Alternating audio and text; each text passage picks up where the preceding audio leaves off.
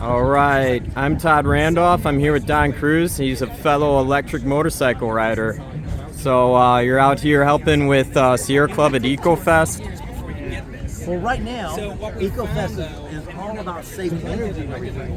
And on this one, it's the all-electric Harley-Davidson Livewire, which you get 152 miles. It's plugged in right now on $1.80 of electricity. Now, I wish you would have brought a Zero with you. You should have brought your Zero. Yeah, I got my Zero. I should have brought my Zero We've done motorcycle. a bunch of EV shows together, and I wish the Zero was here to go with it and everything. But this is the 2020. I tell you, I drive it every day. I've already got over 45,000 miles. And as you go around, we're going to go scan everything around and then just show us together.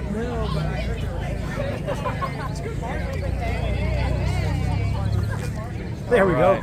And next time, he's going to bring a Zero out here. Fantastic bike. And it's as fast as the Harley-Davidson Livewire.